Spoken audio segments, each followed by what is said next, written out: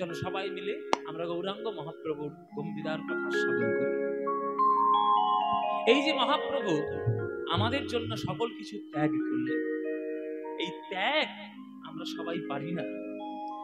একটা কথা জেনে রাখবেন মায়েরা, বাবারা, সবাই আপনারা জেনে রাখুন, জগতে যারা ভোগ করে তাদের নাম কেউ কখনো ইতিহাসে মনে রাখে। জগতে যারা ত্যাগ করে তাদেরকে পুজো করার জন্য জগৎবাসী উন্মুখ হয়ে থাকে। ভোগের মধ্যেই ত্যাগ, আবার ত্যাগের মধ্যেই অনেক কিছু ভোগ আছে। মানে ত্যাগ করলে যে জিনিসটাকে তুমি ভোগ করতে পারবে ওটা ত্যাগেই সম্ভব, ভোগে সম্ভব নয়। এই দর্শনগুলো বুঝতে হয়। তাই মহাপ্রভু আমাদের জন্য ত্যাগ করলেন। নববিবাহ করেছেন, নতুন বিয়ে করেছে একটা মেয়ে, বিষ্ণুপ্রিয়া দেবী। বিষ্ণুপ্রিয়া দেবী অগ্নিকে সাক্ষী করে 7 পাকে বন্ধন নিয়ে বিবাহ করেছেন শাস্ত্র রীতি মেনে। কিন্তু যতই তাকে সংসারের বন্ধনে রাখা হোক, তার হৃদয়ে কিন্তু কেঁদেছে জগৎ সংসারের জন্য। তাই মহাপ্রভু আমার নিমাই, আমার ঘরের ছেলে, আমাদের প্রাণের দেবতা, আমাদের নয়নের মণি, মাত্র 24 বছর বয়সে সন্ন্যাস গ্রহণ করে তিনি চলে গেলেন। 24 বছরের যেই মাঘ মাস, তাহার শুক্ল পক্ষে প্রভু করিলেন সন্ন্যাস। মায়েরা, যে বৃদ্ধা মাকে তিনি কষ্ট দিয়ে আমাদের জন্য ঘর ত্যাগ করেছিল, সেই বৃদ্ধা মা সচিমা, তার মতো জনম দুঃখিনী মা এই বিশ্বব্রহ্মাণ্ডে আর কেউ নেই। তোমাদেরকে বলছি, কেননা তোমরা তো মা, তোমরা বুঝবে। একটা মা, একটা রমণী, একটা নারী নিজের জীবনকে সেদিন সব থেকে বেশি খুশিতে কাটিয়ে দেয় যেদিন সে জানতে পারে সে এক সন্তানের জননী হতে চলেছে। তোমরা মা, তোমরা তো বুঝবে। সন্তান তোমার গর্ভে এসেছে, এর থেকে বড় আনন্দ তুমি জগতে কোনোদিন কিছু পাবে? শরীরের যতই কষ্ট হোক, রক্ত পুষ্টি সবকিছু নিঃশেষ করে একটা রমণী তার গর্ভে একটা সন্তানকে 10 মাস 10 দিন গর্ভে ধারণ করে রাখে। এই যে গর্ভধারণকালীন কত কষ্ট, কত যন্ত্রণা তার যে সহ্য করতে হয়, সে একটা মাই জানে। কোনো পুরুষ কোনোদিন সে উপলব্ধি করতে পারবে না। সেই সন্তানের ছোট্ট মুখ দেখা, মায়ের কাছে আসলো, মা স্বর্গের থেকেও বেশি দামি। কিন্তু মায়েরা চিন্তা করো তো, সেই সন্তানটাই যদি তোমার কোলে মাথা রেখে মরে যায়, যে মা সন্তান হারিয়েছে একমাত্র সে জানে এই ব্যথাটা কেমন ব্যথা।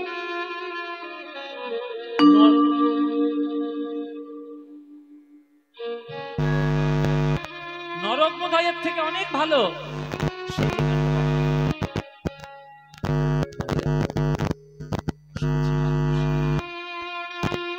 8টা কন্যা সন্তান তার কোলে পর মাথা রেখে মরে গেছে।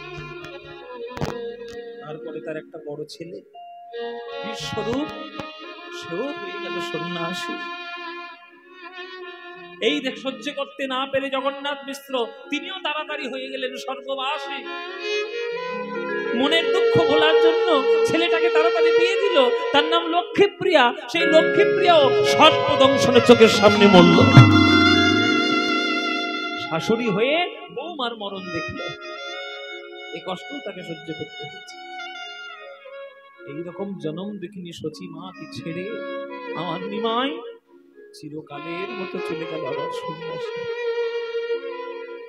এর থেকে বড় কষ্ট আর কোন মা পাবে? মহাপ্রভু আমার নিমাই কোন দিনকে নির্বাচন করলেন গৃহত্যাগ করার? পৌষ সংক্রান্তির দিন। কেন না, পৌষ সংক্রান্তির দিনে বাঙালিরা পিঠে পায়েস খেয়ে আর ঘরের মধ্যে ঘুমায়। নিমাই ভালো করেই জানে বাঙালি এমনিতেই অলস জাতি, আর পিঠে পায়েস খেয়ে যদি একবার লেপের মধ্যে ঢোকে সে আর কোনোদিন বেরোবে না। এই হচ্ছে আমার প্রশস্ত সময় গৃহত্যাগ করা। গৃহত্যাগ করলেন। যখন সচিমা জানতে পারল উন্মাদিনী হয়ে ছুটে চলল নবদ্বীপের রাস্তা। উন্মাদিনী, নিমাই, এই বুড়ি মাটাকে ছেড়ে গেলি রে বাবা। আমি তো দুদিনের তিথি, আমি না হয় কিছুদিন পর চলেই যাব। আমার লক্ষ্মী মা, আমার লক্ষ্মী প্রিয়ার মতো আর এক তোর কন্যাকে নিয়ে দিলাম তোর সঙ্গে বিষ্ণু প্রিয়া। একবার গায়ের থেকে কাপড় খুলে চলে যাচ্ছে, অঙ্গ থেকে বসন খুলে চলে যাচ্ছে, পাগলে বিভূত মা ওই নবদ্বীপের রাস্তায় চলে যাচ্ছে।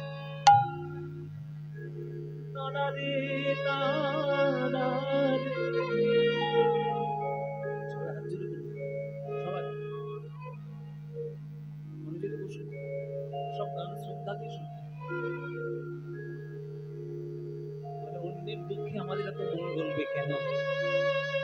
ওই দুঃখটা যদি তুমি পেতে, তোমার সচি মাস গেল। দাঁড়া রে দাঁড়া,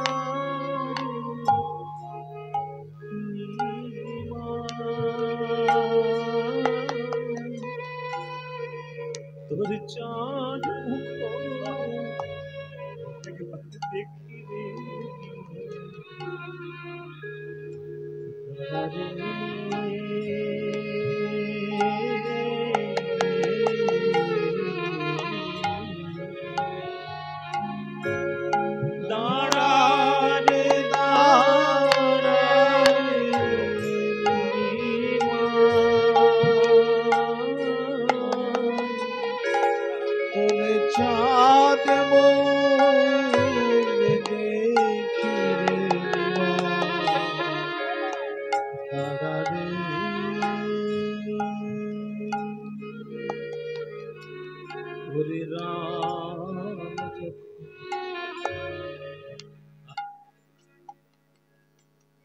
সচিমায়ের মনের কথা, সচিমায়ের গান। রাম যখন বনে গেল নিমাই, সঙ্গে নিল সীতা।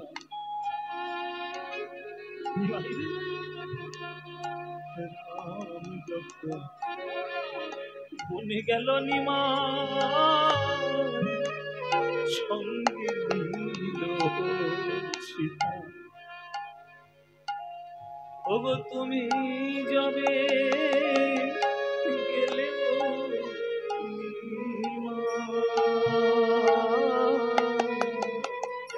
নিলে না বিষ্ণু প্রিয়া বধূ,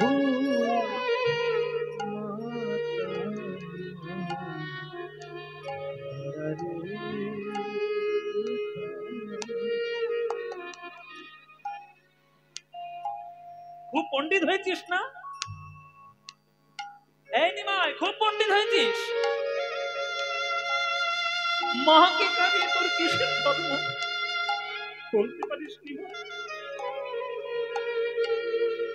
আমার জীবনে শুধু আমি দুঃখের রাশি দেখেছি, সুখের ভান্ডার আমি দেখতে পাই। আর এই মাটাকে ছেড়ে যেতে তোর একবার মন কাঁদলো না নিমাই?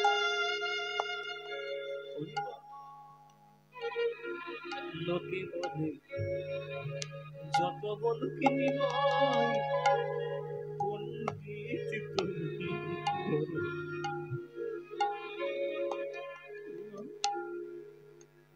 আমাকে কি বুঝাইতে পারো?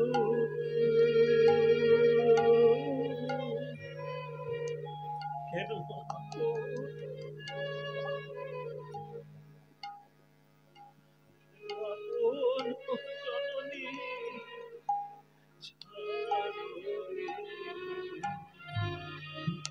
একবারে দাঁড়ালি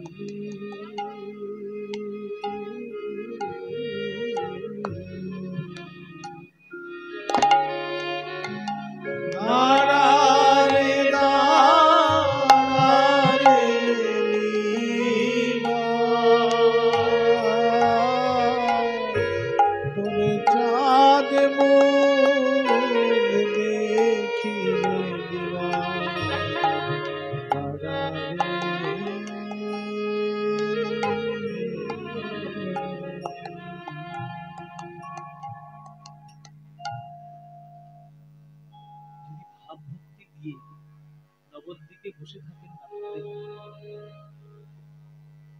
এখনো দেখবেন গলি গলি থেকে সচিমায়ের কান্নার আওয়াজ শোনা যাচ্ছে। এখনো গলি গলি দিয়ে সচিমায়ের কান্নার আওয়াজ শোনা যায়। নবদ্বীপের যেসব গুরু বাড়ি পাট বাড়ি সেখানে নিমাই সন্ন্যাস লীলা তারা শুনতেই চায় না, করতেই দেয় না। এক দুঃখ বুকে করে বয়ে বয়ে বেড়াচ্ছি 500 বছর, আবার তুমি লীলা করে সেই দুঃখ উদ্রেক করছো।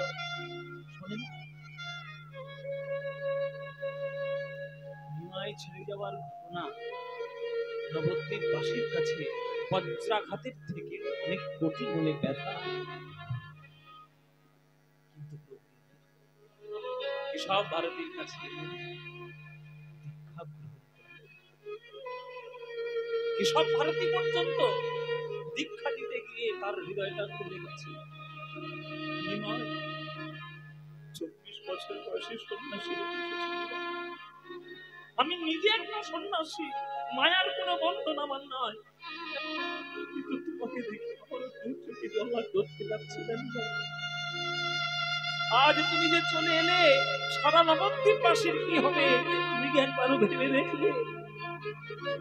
কি করবো নিমাই, যুক্তি তর্কে তোমার সঙ্গে হেরে গেছি। তোমাকে আমি মন্ত্র দিচ্ছি, কিন্তু কি মন্ত্র দীক্ষা দেবো নিমাই? মন্ত্র তো ভুলে গেছি সব। কোন মন্ত্রে সন্ন্যাস দিতে হয় সে মন্ত্রটাই আমি ভুলে গেছি। কি করে আমি তোমায় দীক্ষা দেবো নিমাই? নিমাই বলছি, গুরুদেব গতকাল রাত্রে স্বপ্নের মধ্যে আমি একটা মন্ত্র পেয়েছি, দেখুন তো এটাই সেই মন্ত্র কিনা। সে কি কথা, তুমি স্বপ্নে মন্ত্র পেয়েছো? তুই শোনাও দেখি। নিমাই কানে কানে চমকে উঠেছে,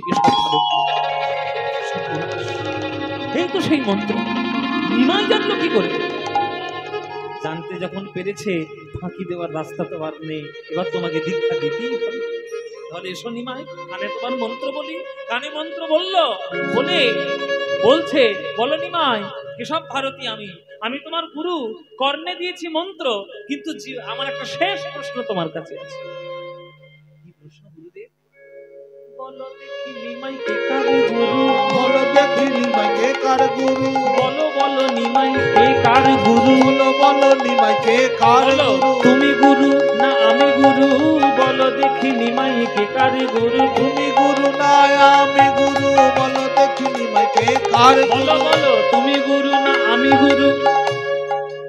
আমি তো মন্ত্র বলে গেছিলাম, সে মন্ত্র তুমি স্বপ্নের মধ্যে পেয়ে আমার কানে বলেছো, আমি সেই মন্ত্র আবার ঘুরিয়ে তোমার কানে বলেছি। তাহলে বলো বলো নিমাই কে কার গুরু? বলো বলো নিমাই কে কার গুরু? গুরুটা হলো কে? ও মাইরা, গুরুটা হলো কে? কেশব ভারতী বলছে, নিমাই আসলে তুমি হলে জগৎ গুরু।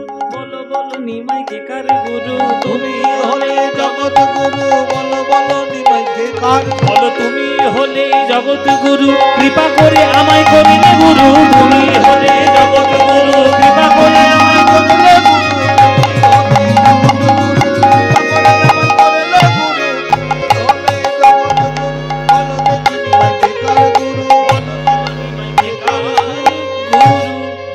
অদ্য হইতে নাম তোমার শ্রীকৃষ্ণ চৈতন্য।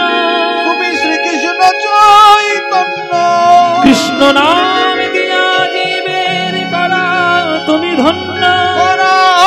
তুমি ধন্য।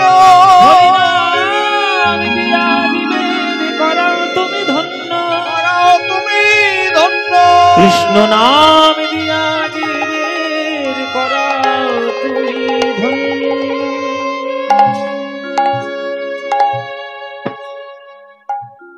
নিমাই থেকে হলো শ্রীকৃষ্ণ চৈতন্য। শ্রীকৃষ্ণ চৈতন্য নাম নিয়ে প্রথমে তিনি ভ্রমণ করলেন ভারতবর্ষ। 6 বছর ধরে তিনি ভারত ভূমি ভ্রমণ করলেন। বৃন্দাবন, কাশী, গয়া সব জায়গায় তিনি গেলেন। বিশেষ করে তিনি দর্শন করলেন দক্ষিণ ভারত। দক্ষিণ ভারত হচ্ছে ভক্তির একেবারে পটভূমি। দেখবেন উত্তর ভারত ভক্তিতে বা শাস্ত্রে যত না উন্নত, দক্ষিণ ভারত তার থেকে অনেক বেশি উন্নত। উত্তর ভারতের সিনেমা আর দক্ষিণ ভারতের সিনেমা দুটো দেখবেন, পার্থক্য বুঝতেই পারবেন। তারা তাদের সংস্কৃতি কোনোদিন ছাড়ে না। নায়ক দেখবেন ধুতি পরে, কপালে তিলক করে পূজা করছে, আর আমাদের নায়কগুলো মদ খেয়ে রাস্তায় ডান্স করে বেড়াচ্ছে। Dance dance dance. আমাদের থেকে দক্ষিণ ভারতের জন্য অনেক উন্নত, শাস্ত্রেও উন্নত, শিক্ষাতেও উন্নত, ভক্তিতেও অনেক উন্নত। তাই মহাপ্রভু দক্ষিণ ভারত খুব ভালো করে ভ্রমণ করলেন। ভ্রমণ করার পর কৃষ্ণ কর্ণামৃতম গ্রন্থ তার এত ভালো লাগলো, অনুলিপি পড়িয়ে তিনি মাথায় করে নিয়ে এলেন আমাদের জন্য।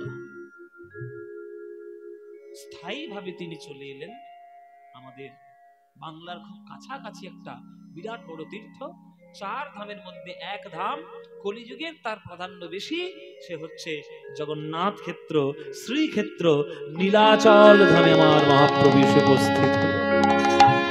সেইখানেই তিনি পার্মানেন্টলি থেকে গেলেন। কেননা এটাও একটা মায়ের আজ্ঞা ছিল, নিমাই তুই অন্তত পুরীতে থাকলে এই বাংলা থেকে যারা পুরীতে যাবে প্রত্যেক বছর, তারা তাকে দর্শন করে আসবে, আর তোর ভালো মন্দ খবরটা জানাবে, আমার একটু ভালো লাগবে না। এই জন্য পুরীতে মহাপ্রভু সেই পুরীতে সেখানেই রয়েছে গম্ভীরা। সেই গম্ভীরায় কি কেমন কেমন ভাবে লীলা করেছেন মহাপ্রভু, সেটা আমরা দেখব। চলো আমরা সবাই মিলে একটু পুরীতে যাই, পুরীতে গিয়ে একটু জগন্নাথ বন্দনা করি, গিয়ে আমরা একটু জগন্নাথের লীলা দর্শন করি। আপনারা যারা গান শুনছেন কারা কারা পুরী গেছেন হাত তুলুন দেখি। পুরী নামান বলে শুধু শুধু বেকার সময় গেল।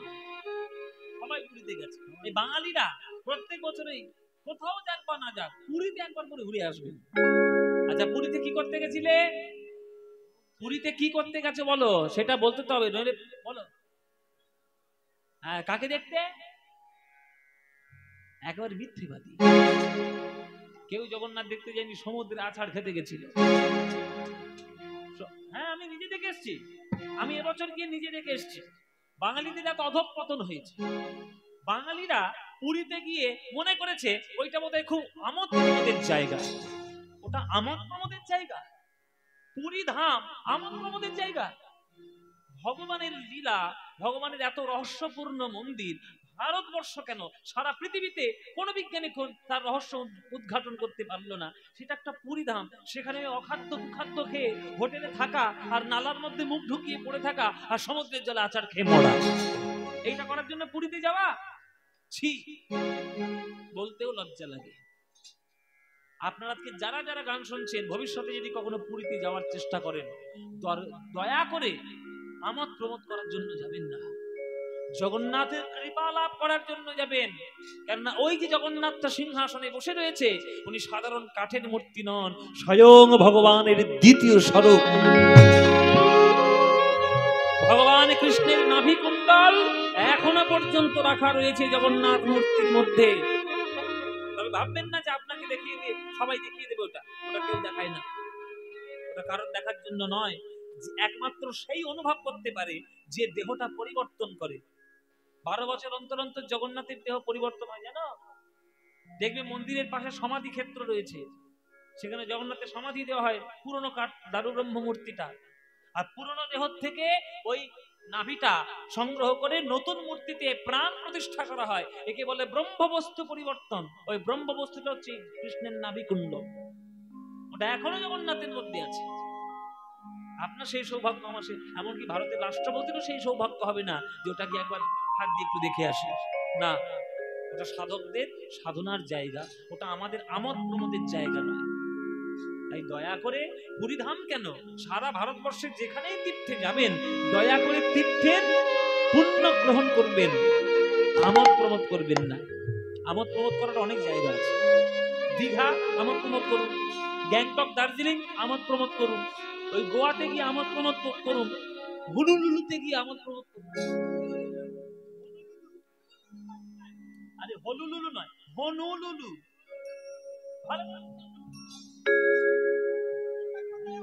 জাপানে রয়েছে ওই জায়গায় কি আমোদ প্রমোদ করো।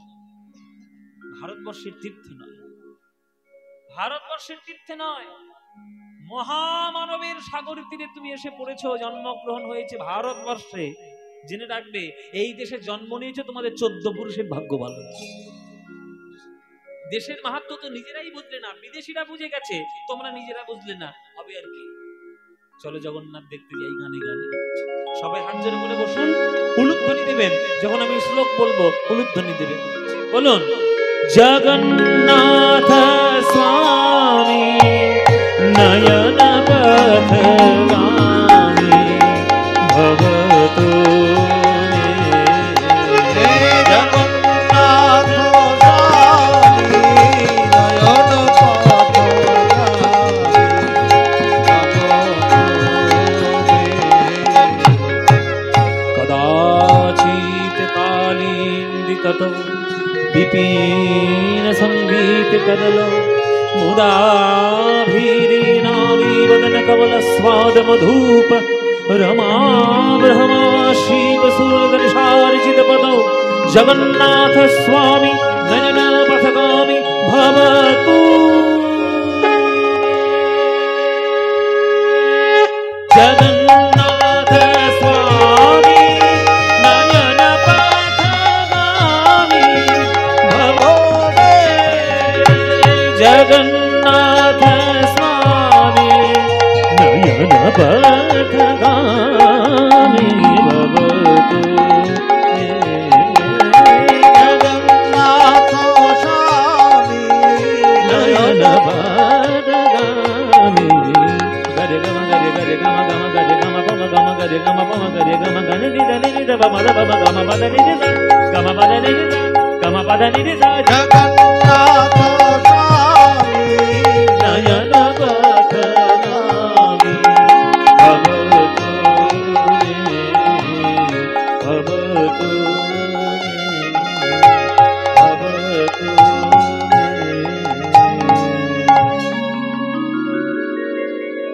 সবাই বলুন, জগন্নাথ দেবী কি, জগন্নাথ দেবী কি, জগন্নাথ দেবী কি। শ্রী রাধিকার ভাব যথা উদ্ধব দর্শনে, উত্তম দর্শনে সেই মত ভাব প্রভুর হয় রাত্রি দিনে, হয় রাত্রি দিনে সেই মত ভাব প্রভুর হয় রাত্রি দিনে।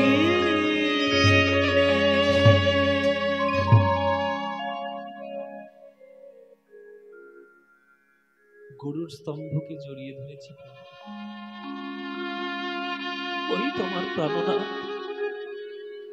ওই তোমার প্রাণনাথ। রাধারানী মনে করে নিজেকে, জগন্নাথকে সাক্ষাৎ কৃষ্ণ মনে করে মহাপ্রভু তার দিকে তাকিয়ে থাকতেন, আর ঝরে ঝর নয়ন ধারা ঝরে যেত। গান গাইছেন মহাপ্রভু, মাধব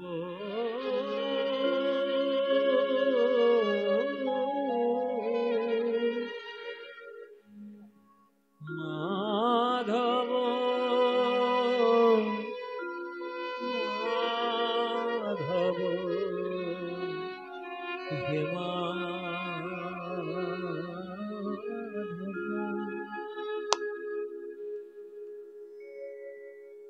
মায়ের ভগবান কি দিয়ে তৈরি?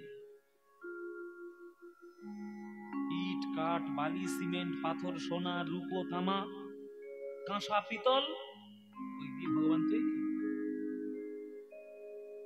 যেগুলোর পুজো মন্দিরে মন্দিরে করে বেড়াচ্ছে একটাও ভগবান নয়, ওটা হলো ভগবানের প্রতীক, ভগবান নয়। ভগবান যিনি বিশ্ব ব্রহ্মাণ্ড সৃষ্টি করেছেন তিনি তামা কাঠ দিয়ে তৈরি না। তাহলে ভগবান কি দিয়ে তৈরি? সচ্চিদানন্দ হয় কৃষ্ণের স্বরূপ, অতএব তার শক্তির হয় তিন রূপ। আনন্দাংশে ভাবিমিয়া সদংশে সন্দিনী চিদংশে সম্বিদ যারে জ্ঞান করি মানে। তাকে তুমি যেভাবে রাখবে, যেভাবে চাইবে, সে সেভাবেই আসবে। ये यथा मां प्रपद्यन्ते तांस्तथैव भजाम्यहं मम वर्तानुवर्तन्ते मनुष्या पार्थ सार्वस्य। যে আমাকে যেমন ভাবে ভালোবাসে আমি তাকে তেমন ভাবেই ভালোবাসি। তাই মহাপ্রভু গরুর স্তম্ভকে জড়িয়ে ধরে তিনি প্রাণনাথ বলছেন, প্রাণনাথ, ওই তোমার প্রাণনাথ কৃষ্ণ। মাধব মাধব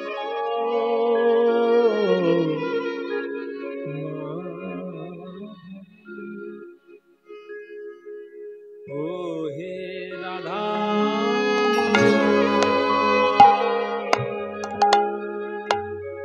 ও মাধব হে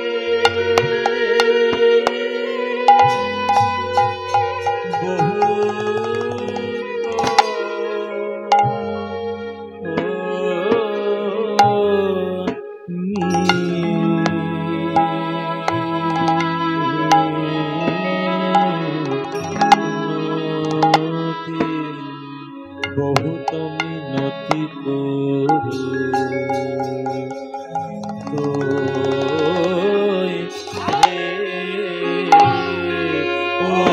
হে রাধা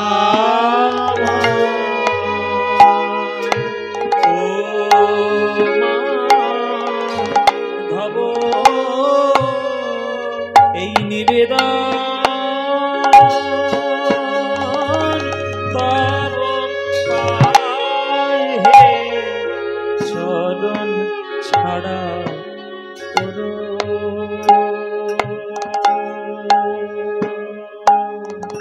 করুণা হে নিবেদন তব পায়ে হে আমি ওই চরণে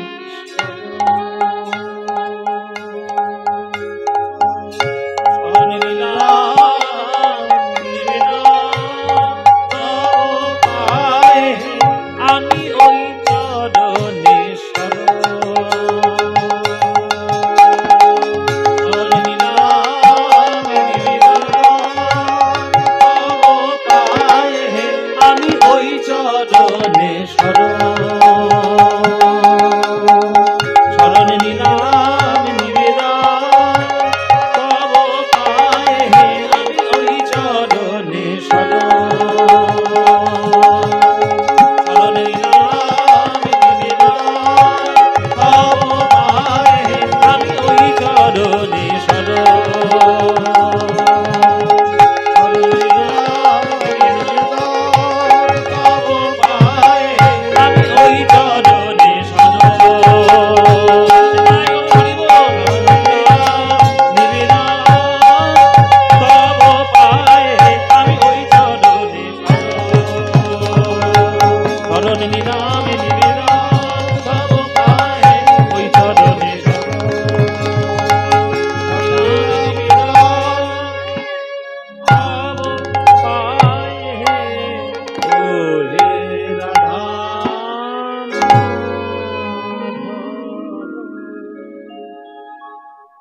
মাধব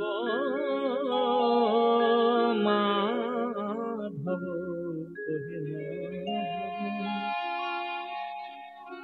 এই যে যারা গান শুনছেন, ভগবানকে আপনারা কি দিয়েছেন? ভগবানকে কিচ্ছু দেননি, বরং নিয়েছেন অনেক বেশি। যখন দেখবেন ভক্ত জীবনের শেষ প্রান্তে চলে আসবে, তখন ভক্ত ভগবানকে বলবে, প্রভু আমি তোমাকে আর কি দেব, কিছু দেবার নেই। ভগবান বলছে, আমি তোকে এত কিছু জিনিস দিলাম, তুই দিতে পারছিস না? না প্রভু, দেওয়ার ক্ষমতা তো নেই। কি দিবি তাহলে? বলে পড়ে আছে দুই একটা জিনিস, সেটাই দিতে পারি। কি? দে তুলসী দেহ মন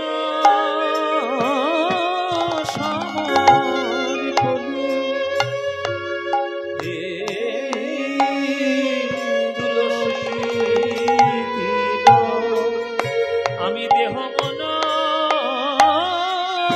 সমর করি। দয়া জনি ছোড় বিময় হে মাধব দয়া জনি ছোড় হে মাধব ওগো আমায় দয়া ছেড়ো নাহি ওগো আমায় দয়া ছেড়ো নাই। আস্তে। এই যে চঞ্চল হলে হবে না, মনে মনে বসুন, ঠিক ধীরে ধীরে বসুন, চঞ্চল হবেন না। এখানে আপনারা যারা গান শুনছেন আজকে, আমাকে কেউ একজন হাত তুলে বলুন, বাবা একটাও জীবনে কোনো পাপ করিনি, বলুন। কে হাত তুলতে পারবেন? বাবা আমি আগে হাতটা নিজেই গুটিয়ে নিই। ও মায়েরা কারা হাত তুলবে জীবনে কোনো পাপ করেনি? যে হাত তোলো। মশা মারছে 3-4টে। বলে বাবা জীবনে একটা কেন, প্রত্যেকদিন যে কটা করে পাপ হয়ে যাচ্ছে তাই কেউ জানি না। অন্তত 500 খানা মশা মারছি, সেটাও তো একটা পাপ। আমরা জগতে কেউ বলতে পারবো না যে পাপহীন জীবন আমি ধারণ করেছি, আমরা সবাই পাপী। তা ভগবান বলছে তোর এত বড় সাহস হলো কি করে, তুই আমায় ডাকিস পাপী হয়ে? কি দিবি তুই আমায়? ওই দেহ আর মনটা দিলেই হয়ে যাবে? তুই ভেবেছিস আমি তোকে করুণা করব? ভক্ত বলছে প্রভু করুণা ছেড়ো না, আমায় দয়া ছেড়ো না হে আমায় দয়া ছেড়ো নাই। আমি চির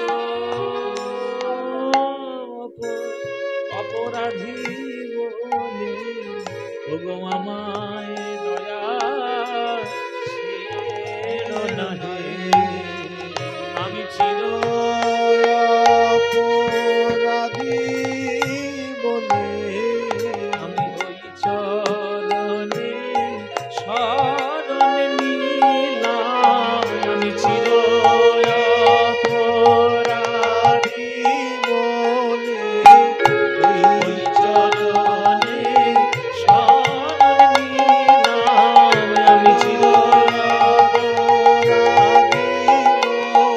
আমায় চরণ ছাড়া করো না হে চির অপরাধী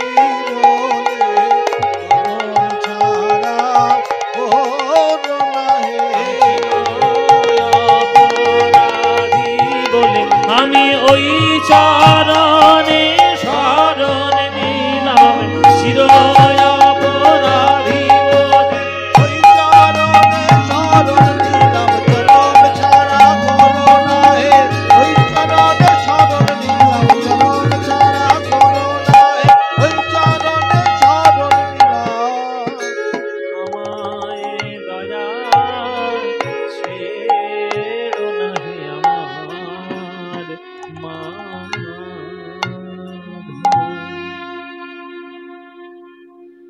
তাহলে আমরা কেউ কখনো বলতে পারবো না যে আমরা পাপহীন জীবন ধারণ করেছি।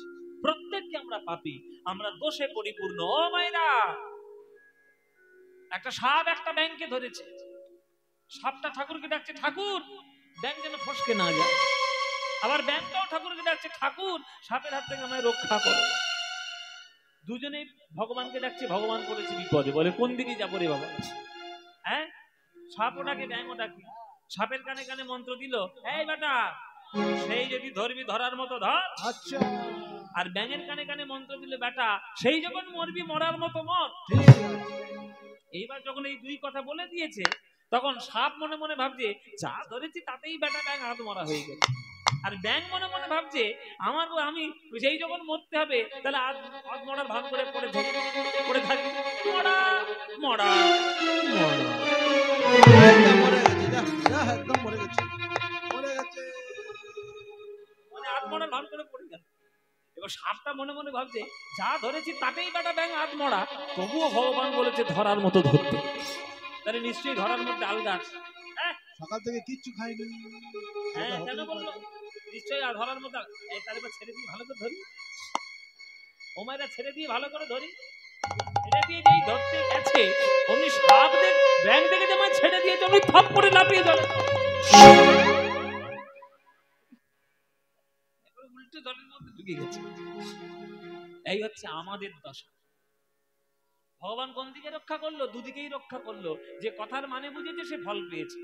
সাপকে বলেছিল ধরার মতো ধরতে, সাপকে বলেছে ছেড়ে দিয়ে ধরতে, তুই ছেড়েছিস বেটা।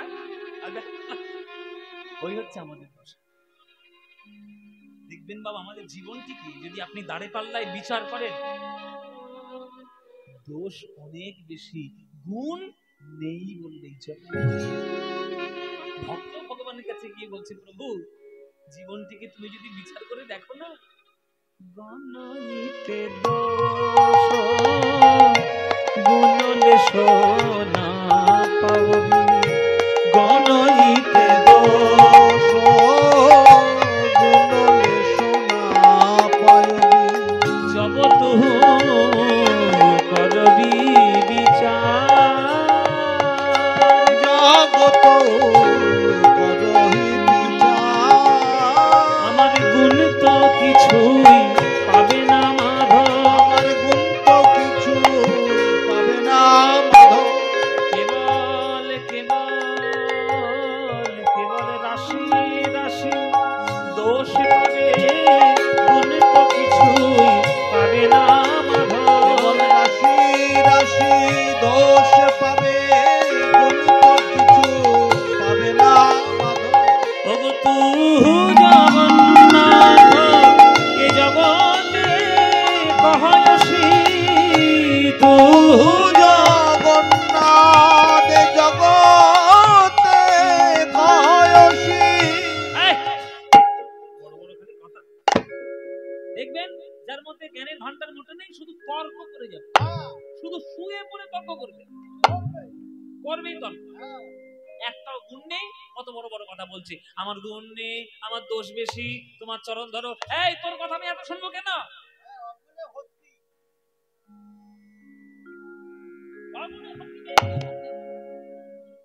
তোর কথা আমি শুনবো কেন?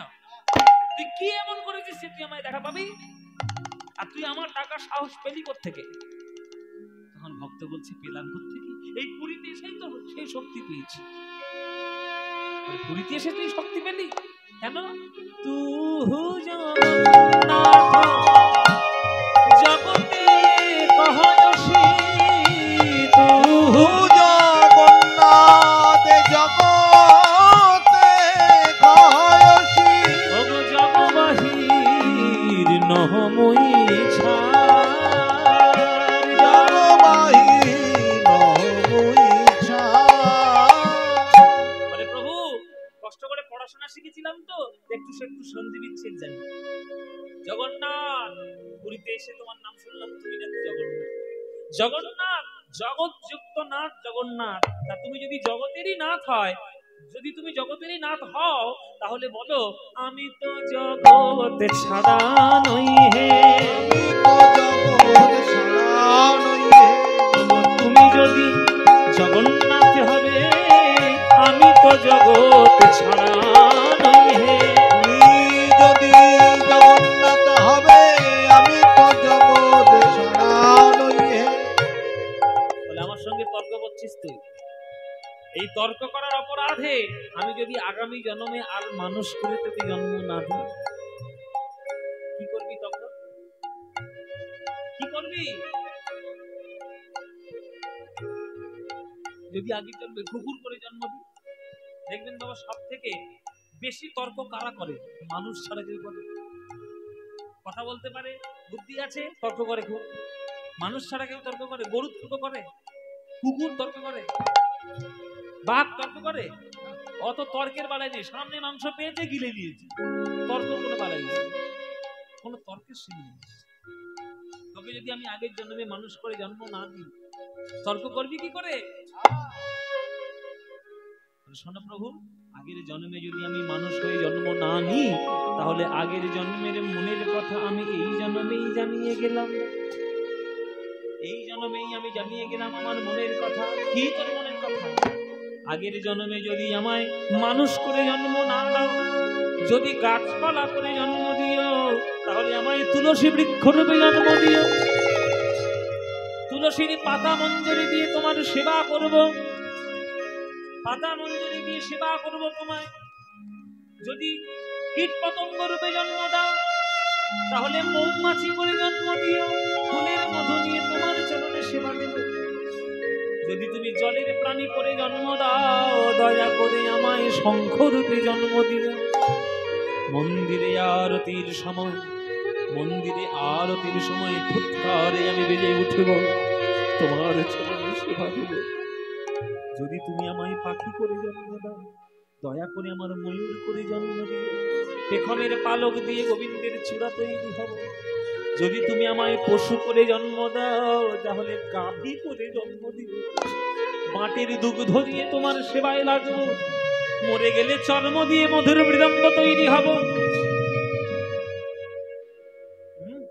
যেরূপেই আমি যখন জন্ম নিই না কেন, গণইতে দোষ গুণলেশ না পাওয়াবি জগৎ করবে বিচার।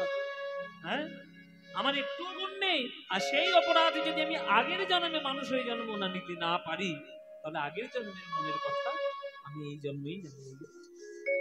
কি মানুষ পশু ওগো পাখি কি জন্মিয়ে, মানুষ পশু পাখি জনমি, অথবা কীট পতঙ্গে, অথবা কীট পতঙ্গে, আমার কর্ম বিপাকে, আমার গতাগতি পুনঃ পুনঃ, কর্ম বিপাকে গতাগতি পুনঃ পুনঃ, আমার মতির তুয়া পর সঙ্গে, মতির তুয়া পর সঙ্গে, যেন তোমার পদে মতি থাকে, প্রভু তোমার পদে মতি থাকে। আমি যে রূপেই জন্ম নিই না কেন, আমি যে রূপেই জন্ম নিই না কেন, বাঘ হই, গরু হই, গাছ হই, পাখি হই, সাপ হই, কীট পতঙ্গ, যে রূপেই আমি জন্ম নিই না কেন, প্রভু আমার যেন তোমার পদে মতি থাকে, তোমার পদে মতি থাকে। আমি যে রূপেই জন্ম নিই না কেন, তোমার পদে মতি থাকে, আমি যে রূপেই জনম নিই না কেন, যেন হরি সেবা করতে পারি, যে রূপে জন্ম নিই না কেন, হরি সেবা করতে পারি, যে রূপেই জনম নিই না কেন, হরি সেবা করতে পারি, যে রূপেই জনম নিই না কেন, ওই মতির তুয়া পর সঙ্গে। এই গানটি মহাপ্রভুর খুব প্রিয় গান। এই যে গানটা শোনাচ্ছি, কত বছর, 500-600 বছরের পুরনো গান। পুরনো গান আমরা শুনি না তো, কিন্তু জেনে রাখবেন ওল্ড ইজ গোল্ড। সবসময় পুরনো গুলোই গোল্ড হবেই হবে। আজকের আমাদের কাছে যেটা পুরনো সেটা আমাদের কাছে গোল্ড, 100 বছর পর আজকের যেটা পুরনো তাদের কাছে গোল্ড হবে, হবেই হবে। পুরনো চাল ভাতে পারে বলে না, এই হচ্ছে সেই গান। বহু বছরের গান, কিন্তু একই ভাবে রয়েছে। একটা পদাবলীর মধ্যে 4খানা তাল, প্রথমে মধ্যম দশকুশি, তারপর ধামালি, তারপর লোফা, তারপর চঞ্চপুট। এইবার চঞ্চপুট হবে। ধনয়ে বিদ্যাপতি অতিশয় কাতর, ধনয়ে বিদ্যাপতি অতিশয় কাতর, তরইতে ইহ ভব সিন্ধু, তরইতে ইহ ভব সিন্ধু, তুবা পদ পল্লব করুণ বলম্বন, তুবা পদ পল্লব করু বিন্দু কৃপাদান করো, না ফুরাবে না হে, ফুরাবে না হে,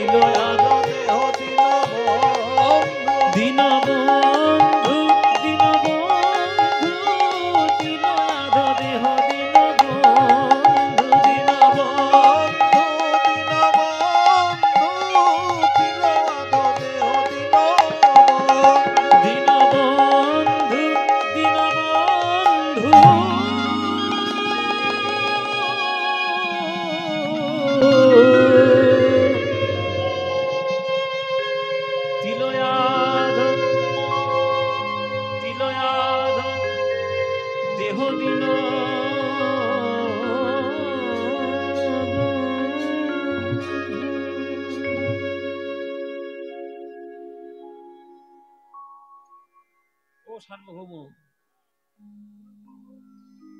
ও স্বরূপ দামোদর, রামানন্দ, মহাপ্রভু তো এখানে এসে থাকবো বললে, হ্যাঁ এই প্রভু থাকবে কোথায়?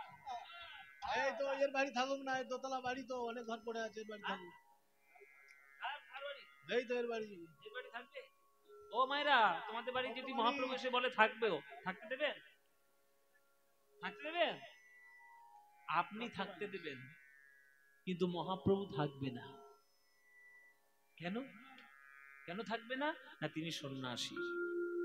সন্ন্যাসীদের একটা নিয়ম আছে, সন্ন্যাসীদের যার তার বাড়ি থাকা যাবে না, ব্রাহ্মণ ছাড়া তারা কারোর বাড়িতে থাকতে পারবে না। আবার এক রাত্রের বেশি অন্য রাত্রে দ্বিতীয় রাত থাকতে পারবে না। হ্যাঁ, এগুলো সন্ন্যাসীদের নিয়ম। মহাপ্রভু হচ্ছে বড় কঠিন সন্ন্যাসী। কেন? সন্ন্যাসীদের 10 রকমের ভাগ রয়েছে, তাদের সম্প্রদায় রয়েছে, তাকে বলে দশনামী সম্প্রদায়। দশনামী সম্প্রদায় কে কে? 10টা সম্প্রদায়ের নাম কি? তীর্থ, আশ্রম, বন, গিরি, অরণ্য, পর্বত, সাগর, পুরী, ভারতী, সরস্বতী।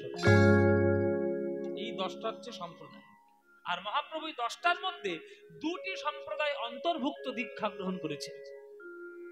তিনি যার কাছে প্রথম দীক্ষা নিয়েছিলেন তার নাম ঈশ্বর পুরী, তিনি পুরী সম্প্রদায়। আর যার কাছে সন্ন্যাস নিলেন তার নাম কেশব ভারতী, তিনি ভারতী সম্প্রদায়। সুতরাং তার জীবনের কঠিন সন্ন্যাস সবার সন্ন্যাসের সঙ্গে মিলবে না। কিছু মনে করবেন না বাবা, ধর্মের চাদর পড়ে অনেক অন্যায় কাজ হচ্ছে, হয়েছে, হবে, এটা অস্বীকার করার কোনো জায়গা নেই। সেটা যে কোনো ধর্মেই হোক। ধর্মের চাদরটা পড়েছি, ভেবেছি আমি সব 7 মাপ হয়ে যাবে, এটা হয়েছে বা হচ্ছে, এতে অস্বীকার করার কিছু নেই। যারা সত্যিকারের ধর্মের চাদর পড়বে তারা কখনো দেখবেন নিজেদের প্রচারের জন্য এগিয়ে আসবেন না। মৃগনাভির গন্ধ কখনো লুকানো যায়? আপনি গন্ধেই সে সমুজ্জ, সুগন্ধিত, তার জন্য কারোর প্রচার করা লাগে না। যারা প্রকৃত সন্ন্যাসী তারা কোনোদিন ভোগ বিলাসের মধ্যে মত্ত থাকবে না। এখন ভারতবর্ষে দেখবেন এ সন্ন্যাসী, ও সন্ন্যাসী, সে সন্ন্যাসী, ও মা সন্ন্যাসী, সে একটা গাড়ি চড়ে ঘুরে বেড়াচ্ছে BMW 5 কোটি টাকা দাম। কি করে সন্ন্যাসী? তুমি যদি সন্ন্যাসী হবে ভোগ বিলাসের গাড়ির মধ্যে তুমি উঠবে না, তুমি পদব্রজে যাবে। কেননা সন্ন্যাসীদের 3টে প্রধান ধর্ম, কায়, মন, বাক্য। শরীর ভোগ বিলাসে থাকবে না, মন আপন চিন্তা করবে না, শুধু জগতের কল্যাণ চিন্তা করবে, আর বাক্য শুধু ঈশ্বর বাক্য, শুধু ভগবানের বাণী ছাড়া অন্য আন কথা তার মুখে আসবে না। আর চারদিকে সব সন্ন্যাসী দেখুন হাতে আইফোন নিয়ে ঘুরে বেড়াচ্ছে। আরে আইফোন তো আমরা নেব, আমরা তো সংসারী মানুষ, আমরা রাজকীয় লোক, আমরা আইফোন নিয়ে ঘুরবো, আমরা 5 কোটি টাকা দামের গাড়ি নিয়ে ঘুরবো। সন্ন্যাসী কেন? সন্ন্যাসী নয়। মহাপ্রভু সেই সন্ন্যাসী নয় যে তিনি রাজার বাড়িতে এসেছেন বলে তিনি সোনার মন্দিরে থাকবেন, তিনি গ্রহণ করবেন না। তাই ভক্তরা চিন্তায় পড়ে গেল, কি হবে কি হবে। একজন এগিয়ে এলেন, তার নাম কাশীনাথ মিশ্র। কি বললাম মায়েরা নামটা? হ্যাঁ, মনে রাখবেন, আগের বছর এসে যখন প্রশ্ন করবো যেন উত্তর দিতে পারবেন। কাশীনাথ মিশ্র তার বাড়িতে গিয়েছিলেন মহাপ্রভু, কেননা তিনি বললেন, প্রভু তুমি এসে আমার বাড়িতে থাকো। কেন না, আমি হচ্ছি, আমার ওই সবার ঘরের মধ্যে তোমার জায়গা দেব না। আমি যেহেতু রাজার গুরুদেব, ওই জন্য প্রচুর টাকা আমার, তাই দেওয়ালের মধ্যে একটা গুপ্ত ঘর বানিয়ে রেখেছি, ওইটার মধ্যে তুমি থাকবে। হ্যাঁ, ওটা শোয়ার ঘর নয়, কারোর বেডরুম নয়, লিভিং রুম নয়, তাহলে ওটা তোমার সন্ন্যাসীর সঙ্গে খাপ খেয়ে যাবে। ওই দেওয়ালের মধ্যে তুমি থেকো, ওইটাকে ওইখানে তুমি থেকো। সেই উড়িয়া ভাষায় ওই চোরা কুঠুরি বা গুপ্ত ঘরের নাম ছিল গম্ভীরা। উড়িয়া ভাষায় বলে গম্ভীরা, আমরা বাংলা ভাষায় বলি গুপ্ত ঘর, আর উড়িয়া ভাষায় বলা হয় গম্ভীরা। সেই গম্ভীরার মধ্যে আজ মহাপ্রভু রইলেন। প্রভু আমার, প্রভু আমার, প্রভু আমার, কাঁদিয়া রজনী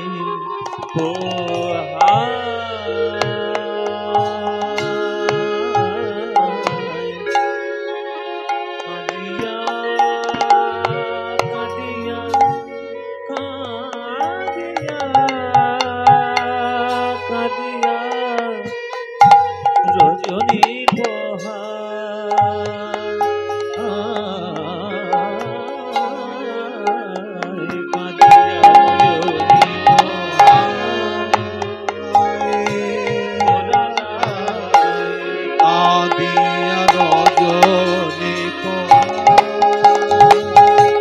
ওরা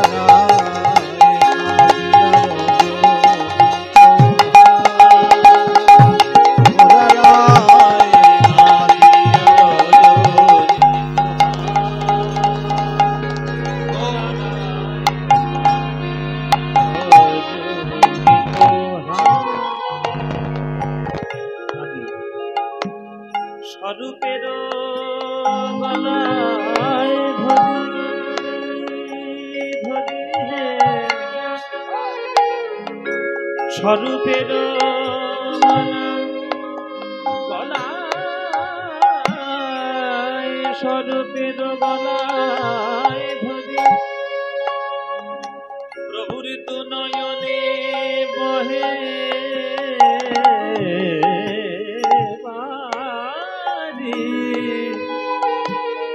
বলে ওরে ললিতা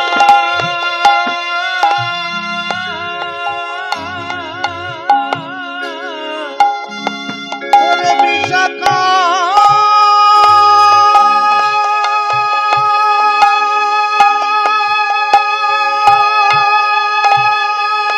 ললিতা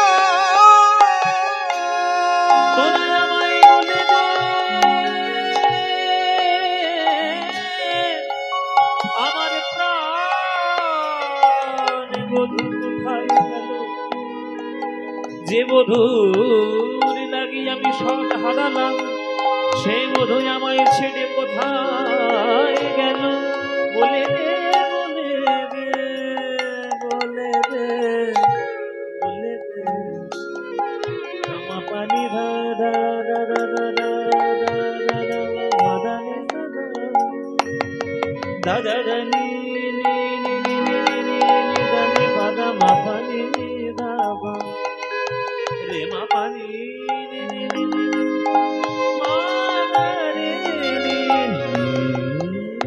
সা নি ধা পাদা মা পানি ধা পাদা মা পানি মা রে মা পানি ধা পাদা মা পানি পানি সা মা রে সা নি সা নি ধা পানি সা নি সা নি নি সা স্বরূপের গলায় ধরি প্রভুর দু নয়নে বহে মারি বলে দে প্রাণবধূ প্রাণবধূ প্রাণবধূ গেল যে কোথায় প্রাণবধূ গেল যে কোথায়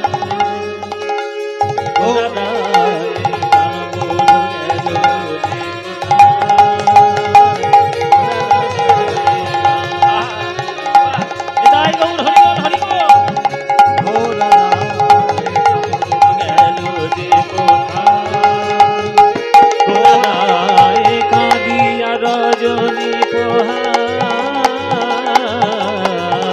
কাঁদিয়া রজনী পোহায় কাঁদিয়া রজনী পোহায় মোরারায় কাঁদিয়া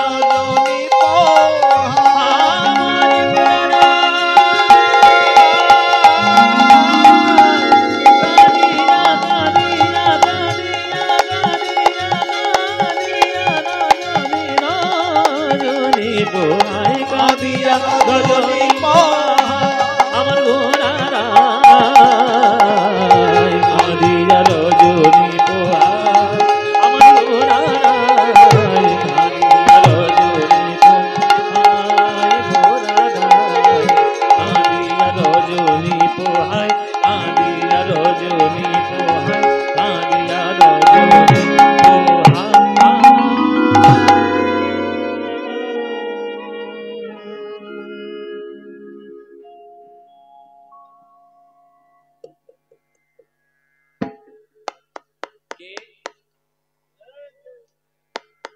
কে আবার টোকা দেয় টোকা দিচ্ছে কে দরজা খুলেছি ভক্তরা কে মশাই আপনি সকাল হয়েছে সবে টুক টুক টুক করে দরজায় আঘাত দিচ্ছেন কখন থেকে বলছি কে কে সাড়া দিচ্ছেন না কে আপনি নিমাই আছে, নিমাই।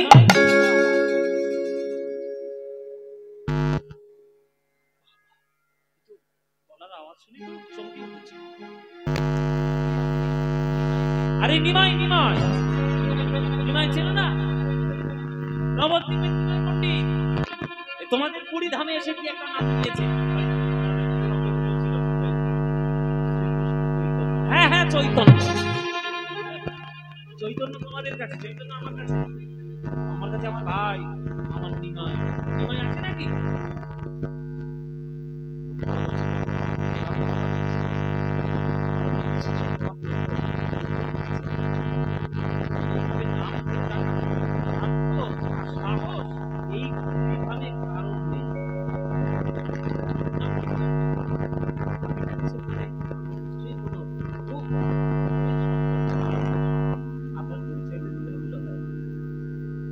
যাও নিমাইকে গিয়ে বলো আর দাদা গোবিন্দ দাস দেখা করতে এসেছে। আপনি অপেক্ষা করুন। প্রভু এত গম্ভীরের মধ্যে কোন অবস্থায় আছে আমরা জানি না।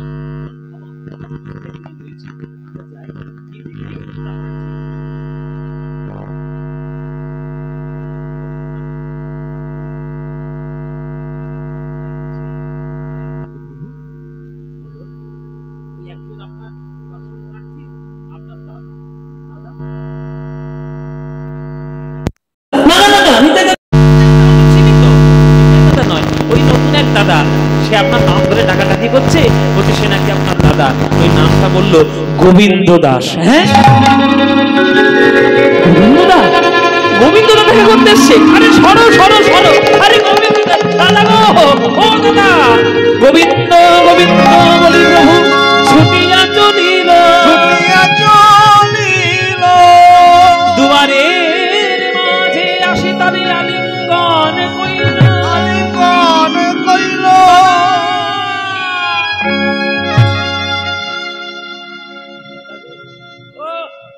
কতদিন পর দাদাকে দেখছি, আমার বুকটা ভরে গেল। দাদা তুমি কেমন আছো? দাদা কেমন আছো? দাদা তুমি কেমন আছো? ও সেই যে সেই গয়াধাম, বিষ্ণুর পাদ পদ্ম দেখে ক্রন্দন, তুমি আমাকে ধরে নিয়ে গেলে ঈশ্বরের কাছে। দাদা গো, তুমি যদি আজ আমায় গুরুর কাছে না নিয়ে যেতে, এই কৃষ্ণ কৃষ্ণ বলে কাঁদার রাস্তা আমি কি পেতাম? দাদা দাদা গো বলো দাদা তুমি কেমন আছো? ভালো আছি নিমাই, তুমি কেমন আছো? আমি এই প্রভুর আশীর্বাদে আছি। হ্যাঁ, তোমার তো এখন খুব নামটা। হ্যাঁ, নিমাই বললে কেউ চেনে না। তুমি কি নাম নিয়েছো? একেবারে শ্রীকৃষ্ণ চৈতন্য।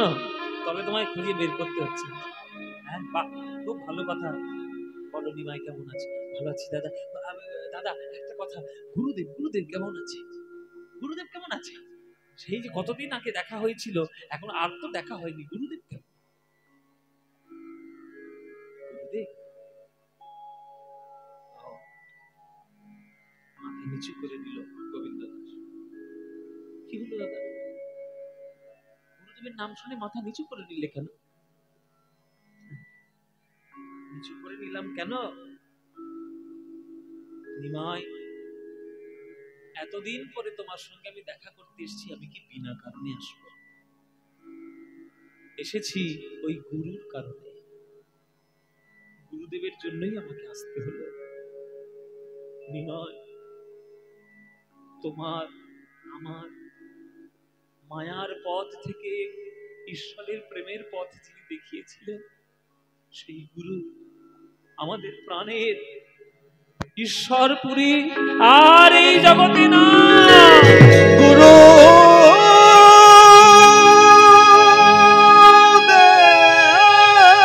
দাদা তুমি কি বললে দাদা? সকালবেলা কি বললে দাদা? তুমি আমায় কি দুঃসংবাদ তুমি আমায় শোনালে?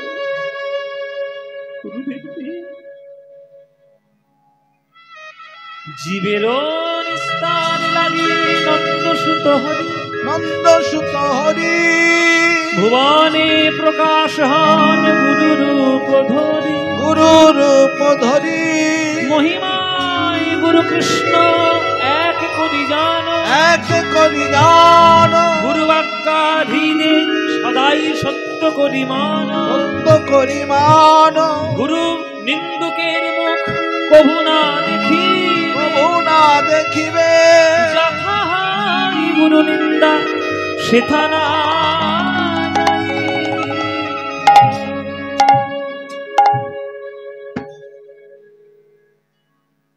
নিমাই। তুমি তো পণ্ডিত ছেলে, এইরকম শোকাকুল হওয়া তোমার তো উচিত না।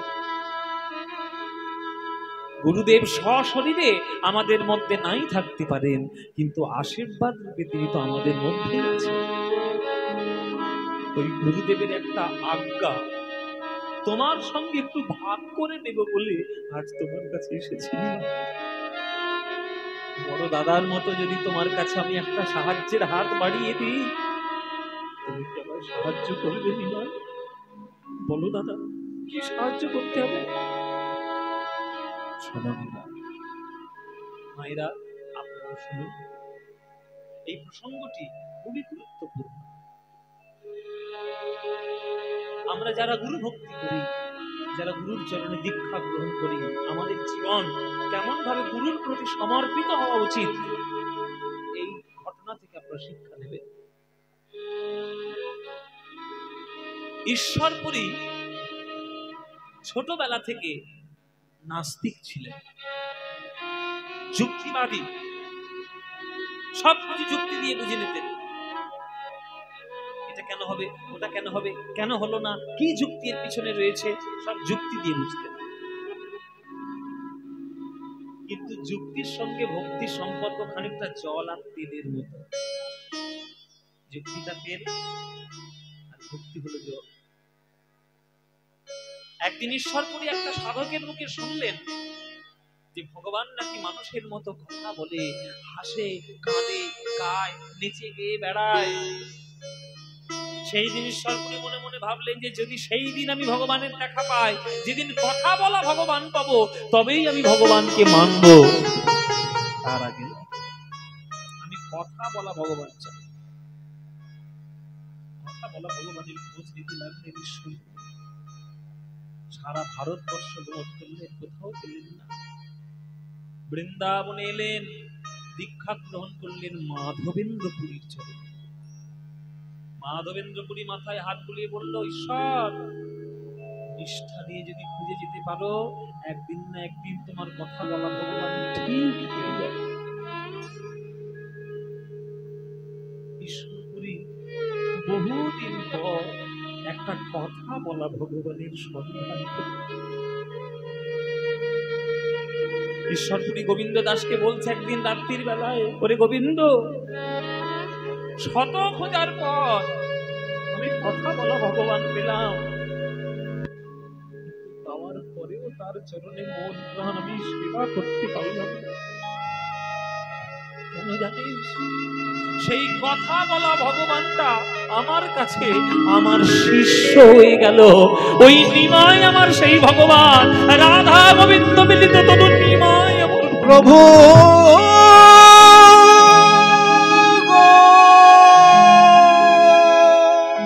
একদিন স্বপ্নের মধ্যে দেখলাম বৃন্দাবনের রাধা আর বৃন্দাবনের কৃষ্ণ মিলিত হয়ে যাচ্ছে, গৌরাঙ্গ রূপ ধারণ করছে, আমার নিমাই রূপে নেমে এসেছে। নিমাই আমার কাছে এলো আর আমার চরণে দীক্ষা নিয়ে আমার শিষ্য হয়ে গেল, আমাকে গুরু বানিয়ে দিল। কত ইচ্ছে ছিল যদি কথা বলা ভগবানকে পাই, তার চরণ দুটো বুকের মধ্যে ধরে আমি তার চরণ সেবা করব। কিন্তু আমি যদি নিমাইয়ের গুরু হই, আমি কি আর তার চরণ ধরতে পারি? এই ভগবানের চরণ সেবা করার সৌভাগ্য আমার হলো না। আমি নিমাইয়ের চরণ সেবা করতে পারিনি রে গোবিন্দ। গোবিন্দ,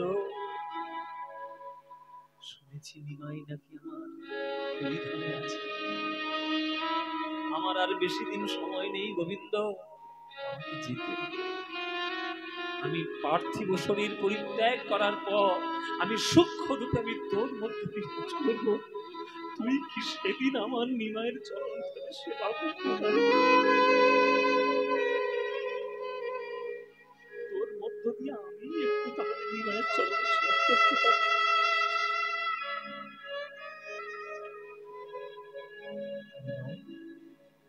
গুরুদেব নেই, সূক্ষ্ম রূপে আমার হৃদয়ের মধ্যে বিরাজ করছে। গুরুদেবের আজ্ঞা, তোমার চরণ সেবা করতে দিতে হবে নিমাই।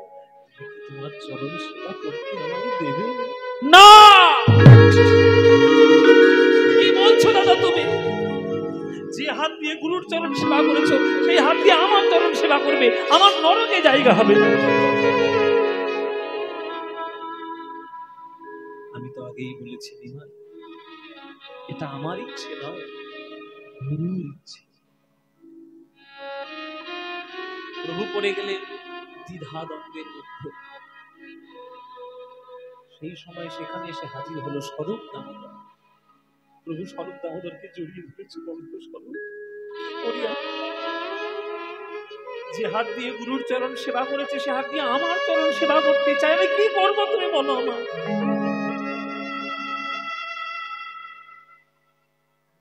স্বরূপ দামোদর বলছে, প্রভু আমার একটা সোজা প্রশ্ন, ঈশ্বরপুরী শুধু কি তোমার গুরুদেব না গোবিন্দ দাসের গুরুদেব? বলে দুজনেরই গুরুদেব। বলে দুজনেরই যদি সে গুরুদেব হয়, তার শিষ্য হয়ে তার ইচ্ছে পূরণ করাই তোমাদের আসল ধর্ম।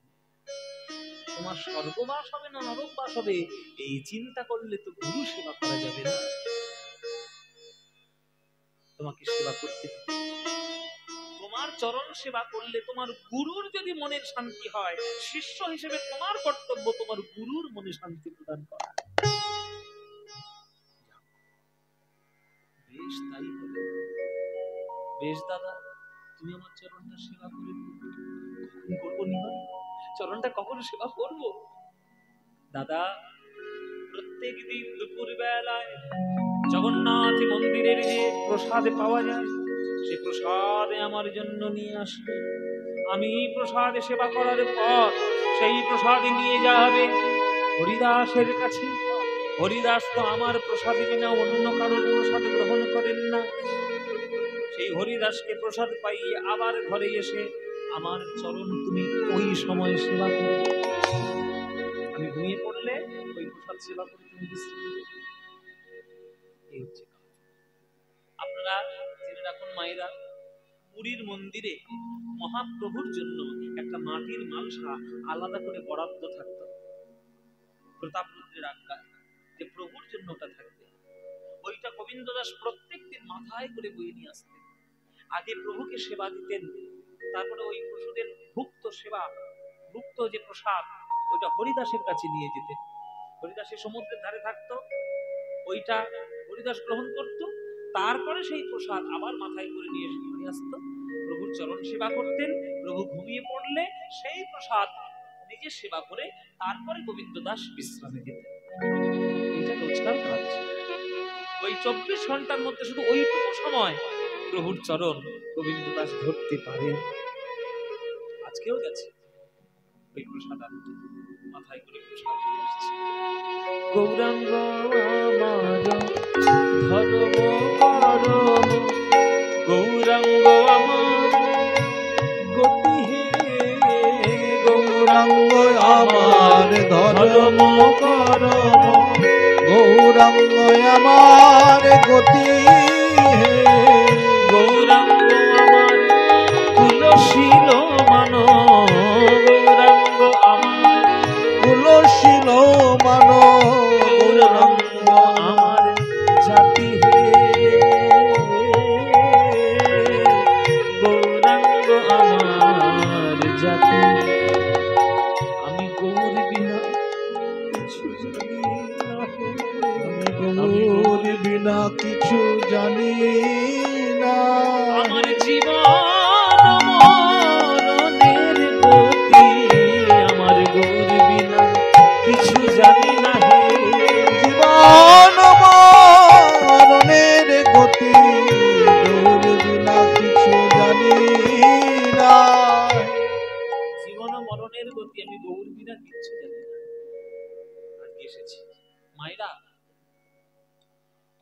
রোজ রোজ সেবা করেন পা ধরে।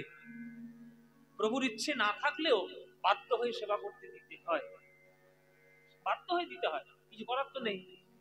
কিন্তু আজকের মহাপ্রভু মনে মনে ঠান নিলেন যে আমার পায়ে আজকে আমি কিছুতেই গোবিন্দ দাসের হাত দিতে দেব না, কিছুতে হাত দিতে দেব না।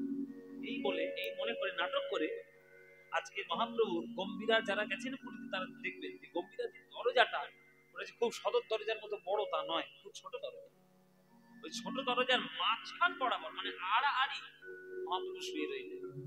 কোমর থেকে পা ঘরের মধ্যে আর কোমর থেকে মাথা পর্যন্ত দুয়ারের বাইরে, আর আড়াআড়ি ভাবে, সোজা নয়, সোজা হলে তো রাস্তা পাওয়া যায়, আড়াআড়ি ভাবে শুয়ে আছে, মানে যাতে পাটা ধরতে না পারে এই ব্যবস্থাটা প্রভু করেছে।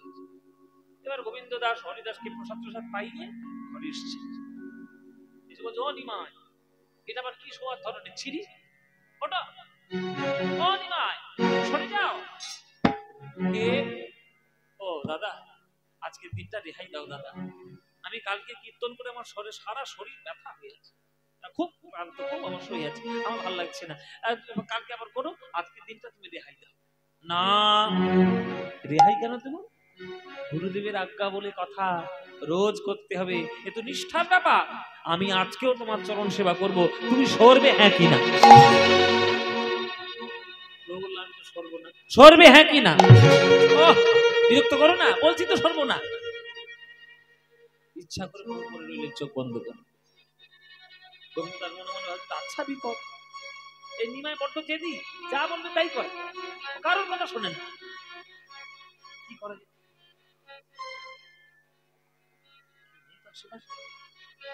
চারিদিকে তাকিয়ে দেখি, কেউ কোথাও নেই। গোবিন্দ দাস ধুতিটি খুললে, মানে বহির্বাসটি অন্তর্বাস তো রয়েছে, বহির্বাসটি খুলে, ধুতিটা খুলে প্রভুর গলা থেকে বুক পর্যন্ত ধুতিটা, মানে যতটুকু তার হাত যায় ততটা ঢেকে দিয়ে আর এই দরজার মাথা নিচু করে আড়াআড়ি ভাবে ঢুকে গেলেন। আচ্ছা, কাপড়টা তাহলে গায়ে জড়ালেন কেন? যাতে পায়ের ধুলো উড়ে গিয়ে প্রভুর গায়ে না পড়ে, এই জন্য কাপড়টা উড়িয়ে দিলেন বুকের উপর। এবার ভেতরে গিয়ে আবার কাপড়টা টেনে নিয়ে পড়ে নিয়ে এবার চরণটা পেয়ে গেছে। আর এই সমস্ত কাণ্ডগুলো প্রভু কিন্তু মিটি মিটি চোখে সব দেখেছে, সব দেখেছে আমার দিন। আর মনে মনে ভাবছে কাদের পাল্লায় পড়েছে। হরিনাম কৃষ্ণ নাম বড়ই মধুর, আর যে জন কৃষ্ণ ভজে সে বড় চতুর। আমি একে যতই পালন করব, এ কথা শুনবে না, ও চাতুর্যের মাধ্যমে ঠিক ঢুকবে। এবার তো প্রভু চরণ পেয়ে গেছে বুকের কাছে, আর কোথায় বাধা? প্রভুর চরণ সেবা করে, আজ প্রভুর চরণ সেবা করে, গুরুদেবের সুখের তরে আমার প্রভুর চরণ সেবা করে। হরি বল, গুরুদেবের সুখের তরে প্রভুর চরণ সেবা করে। চরণ সেবা করছে, চরণ সেবা করতে করতে করতে করতে এমন হলো যে প্রভু ঘুমিয়ে পড়লেন। দেখবেন কেউ কেউ ভালো হাত পা টিপতে যায়, ম্যাসাজ করতে দেখবেন এমন করে, হ্যাঁ টিপে দেবে, কোথায় চাপলে আপনার ঘুম চলে আসবে তারা ঠিক জানে। আর শরীরের তো আরামের ব্যাপার। ওই মহাপ্রভুর পদ সেবা করতে করতে ঘুমিয়ে পড়ল। হঠাৎ করে মহাপ্রভু জেগে উঠে দেখছে প্রায় ঘন্টা 3 কেটে গেছে। ঘুমিয়েই পড়েছিলেন, ঘন্টা 3 কেটে গেছে। হরিবল মায়েরা একটা সময় যদি ঘুমোতে যায় তাহলে 3 ঘন্টা করলে 4টে সময় উঠে দেখছি তবুও গোবিন্দ দাস পদ সেবা করেই যাচ্ছে। ও দাদা, ভুলে ভুলে হয় না, এখন তুমি আমার চরণ সেবা করছো, আমি প্রায় ঘন্টা 3 ঘুমিয়ে নিলাম, যাও যাও যাও যাও যাও, তুমি সেবা করে না। সে প্রসাদ মধ্যে দেখো বরফ হয়ে গেছে, ঠান্ডা জল, যাও তুমি সেবা করো, কতক্ষণ আর চরণ সেবা করো। তখন গোবিন্দ দাস বলছে, যাবোটা কি করে? তুমি দরজা থেকে সরলে তবে তো যাবো, এমন ভাবে আগলে পড়ে আছো, আমি যাবো কি করে? যেই বলেছে যাবো কি করে ঘরের থেকে বাইরে, তখন মহাপ্রভু হি হি করে হেসে ফেলেছে যে দাদা এইবার তুমি আমার হাসালে। তুমি বলছো ঘরের বাইরে যাব কি করে, আর আমি যদি তোমায় প্রশ্ন করি ঘরের ভিতরে ঢুকলে কি করে? তুমি কি ভেবেছো আমি কিছু দেখিনি? সব দেখেছি, সব দেখেছি। বহির্বাসটি খুলে বুকের উপরে জড়িয়ে দিলে যাতে পায়ের ধুলো গায়ে না পড়ে, আমাকে ডিঙিয়ে আমার ঘরের মধ্যে চলে আসতে পারলে, আর প্রসাদ সেবার জন্য ডিঙিয়ে আমাকে যেতে পারছো না। তখন গোবিন্দ দাস একটা কথা বললেন, সেবা কত উচ্চ স্তরের হতে পারে সেই কথাটা শুনলেই আপনারা বুঝবেন। কি বললেন? গোবিন্দ কহে প্রভু আমার সেবা সে নিয়ম, সেবার লাগি অপরাধ বা নরকে গমন। প্রভুর লাগি অপরাধ আমি কিছু নাহি গনি, কিন্তু স্বনিমিত্ত অপরাধ এই আভাসেয় ভয় মানি। ওগো আমার সোনার বাবু, আমি যখন বাইরের থেকে ভেতরে এসেছিলাম আমার উদ্দেশ্য ছিল তোমার চরণ সেবা করা, তাই তোমাকে ডিঙিয়ে ঘরে ঢুকেছি। ভগবানকে সেবা করার জন্য যদি ভগবানকেই ডেঙাতে হয় তাহলে নরক বাস হলেও তার মধ্যে স্বর্গসুখ পাওয়া যায়। কিন্তু এখন যদি তোমাকে ডিঙিয়ে আমি বাইরে যাই তাহলে উদ্দেশ্য থাকবে আমি আমার উদর পরিপূর্ণ করব, আমার সেবা। নিজের সেবা পাবো বলে ভগবানের পথ উল্লঙ্ঘন করব, এই কথা ভাবতেও তোমার বড় ভয় হচ্ছে। যেই এমন কথা বলেছে প্রভু আমার ধড়বড় করে উঠে পড়লেন, উঠে পড়ে জড়িয়ে ধরেছে গোবিন্দ দাসকে। সত্যযুগ থেকে কলিযুগ, আমি মনে মনে ভাবলাম এইবার একটু ভক্ত হয়ে জন্ম নেব কলিযুগে, কেননা সত্যতেও ভগবান, ত্রেতাতেও ভগবান, তারপরেও ভগবান। কলিযুগে ভাবলাম আর ভগবান হব না, এবার একটু ভক্ত হব। অনেক আশা করে আমি ভক্ত হবার জন্য আমি এলাম, কিন্তু দাদা গো আমি আসার পরেও আমার সে মনোবাসনা পূর্ণ হলো না, আমার ভক্ত হওয়া হলো না গো, আমার ভক্ত নিতাই গৌর হরি বল হরি বল হলো না। দাদা গো তোমাদের সেবা আমি ধন্য হলাম, আমার ভক্ত হলো না। আমি তোমাদের সেবা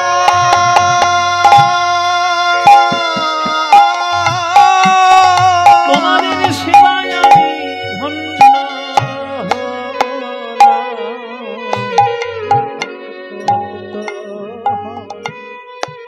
তোমাদের সেবায় আমি ধন্য হয়ে আমার বুঝি মনে হয় ওগো দাদা আমায় আবার বুঝি আসতে হবে, আমার আবার বুঝি আসতে ভক্তের চরণ সেবা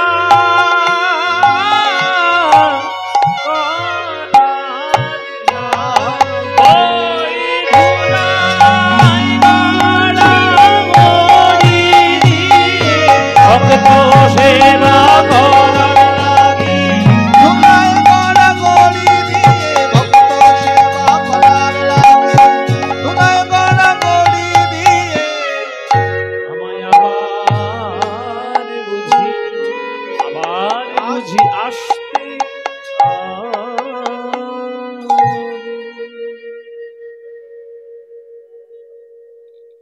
আবার বুঝি আমার আসতে হবে। এই মহাপ্রভুর কথা, সে কথা মহাপ্রভু রেখেছিলেন, শ্রীনিবাস আচার্য রূপে তিনি এসেছিলেন। ভোর হয়ে গেল, সকালবেলায় গোপালের সঙ্গে গেল সমুদ্রের তটে বিষ্ঠা ত্যাগ করার জন্য সমুদ্র তটে গেলে দেখছে গোপাল যে জিহ্বা কামড়ে নিয়ে বিষ্ঠা ত্যাগ করছে, যতক্ষণ না শৌচকার্য সম্পূর্ণ হলো ততক্ষণে জিভটা কামড়ে রাখবে। গোপাল বলছে, কি প্রভু, জিভটা কামড়ে ধরে রাখলেন কেন? তখন প্রভু বললেন যে, ওরে গোপাল, যেদিন থেকে দীক্ষা নিয়েছি সেই দিন থেকেই আমার জিহ্বা কেন, আমার কোনো অঙ্গ প্রত্যঙ্গ আমার কথা শোনে না, এরা সবাই কৃষ্ণের বশবর্তী হয়ে গেছে। তাই ওই বিষ্ঠা ত্যাগ করার সময় আমি একটু জিভটাকে কামড়ে রাখি, যাতে আমার জিহ্বা এই অপকর্ম করার সময় হরিনাম না করে। গোপাল বলছে, প্রভু, তোমার কোন স্মরণ করে যদি আমরা ভক্তরাও জিহ্বাকে কামড়ে ধরে রাখি, তাহলে মরণের সময় যদি আমরা ওই জিভটাকে কামড়েই রাখি, তাহলে মরণের সময় তো হরিনাম বলা হবে না। কমল দল জল জীবন টলমল ভজ হরি পদ নীতিরে। পদ্ম ফুলের পাতায় যেমন জল স্থির থাকে না, তেমনি দেহরূপ পদ্ম পাতায় প্রাণ রূপ জল স্থির থাকে না। কোন ভক্তের যদি ওই বিষ্ঠা ত্যাগের সময় প্রাণ বেরিয়ে যায়, তাহলে তার তো মরণের সময় হরিনাম বলা হবে না। কেন বললে? তখন প্রভু সচকিত হয়ে উঠল, বাপরে, এত বড় কথা বললি গোপাল, তুই তো আমার গুরু রে। আমি আজ থেকে বৈষ্ণব জগতে বিধান দিলাম, খাইতে সইতে না যথা তথা না, কাল দেশ নিয়ম নাহি সর্বসিদ্ধি কাল দেশ নিয়ম নাহি সর্বসিদ্ধি।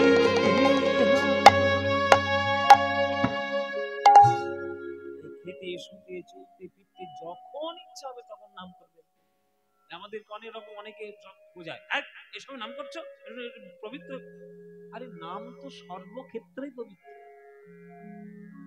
বাতাস যখন গ্রহণ করেন, ভেবে দেখেন, আমি খাচ্ছি, এই জন্য একটু বাতাসটা নেওয়া বন্ধ করি, নিঃশ্বাসটা বন্ধ করে রাখি, করেন? তাহলে নামটা করার সময় কেন বাধা বিপত্তি? রামকৃষ্ণ ঠাকুর বলেছিলেন, হাতে কাম মুখে নাম, বলে যাও অবিরাম। কাজ করো হাতে, মুখে নাম করো। মায়েরা, নাম করতে করতে যদি রান্না করেন, রান্নাটা রান্না থাকবে না, প্রসাদ হয়ে যাবে। নাম করতে করতে যদি হাঁটতে থাকে, তাহলে হাঁটাটা হাঁটা থাকবে না, পদব্রজে তীর্থধাম যাত্রা হয়ে যাবে। নাম এমন একটি জিনিস সর্বক্ষেত্রেই অবস্থিত। মহাপ্রভুর কৃপা, মহাপ্রভুর প্রেম, মহাপ্রভুর শিক্ষা চারিদিকে তার আশীর্বাদ রূপে ছড়িয়ে রয়েছে। সেই মহাপ্রভুর কৃপা যদি আপনারা গ্রহণ করতে না পারলেন, মানব জীবন ধন্যই হলো না, সার্থক হলো না। আপনারা আপনাদের জীবনকে সার্থক হয়তো করতে পারেননি, কিন্তু আপনাদের জেলায় জন্মগ্রহণ করে, ইসলামের ঘরে জন্ম নিয়ে, ইসলাম নাম নিয়ে তিনি কিন্তু তার জীবনকে ধন্য করেছেন। তাই তিনি মুসলমান হওয়ার পরেও শত বাধা বিপত্তি, শত বদনাম, শত কষ্ট সব সহ্য করেও তিনি কিন্তু হৃদয়টিকে ভগবানের চরণেই রেখেছেন। সেই তার নাম হচ্ছে কাজী নজরুল ইসলাম। এই যে চুরুলিয়াতে যার বাড়ি, আমরা তো নিজের দেশের লোকের সম্মানই দিতে জানি না, কিন্তু বাইরে যখন সে যাবে তার সম্মান বৃদ্ধি হয়। এটা আমাদের চিরকালীন স্বভাব। নজরুল ইসলাম তার যতটা সম্মান পাওয়া উচিত ছিল, আমরা কি বলুন তো দিতে পেরেছি? ওই একটা নজরুল জন্ম জয়ন্তী করে দিলেই আপনি তার খুব সম্মান হয়ে গেল। কি তার গান পালন করেছেন, আর কি তার কথা আপনি মেনে চলেছেন। আপনি মানতে পারেননি, কিন্তু তিনি গৌর হরিকে ভালোবেসেছেন, তিনি গান লিখেছেন। আজ তার গান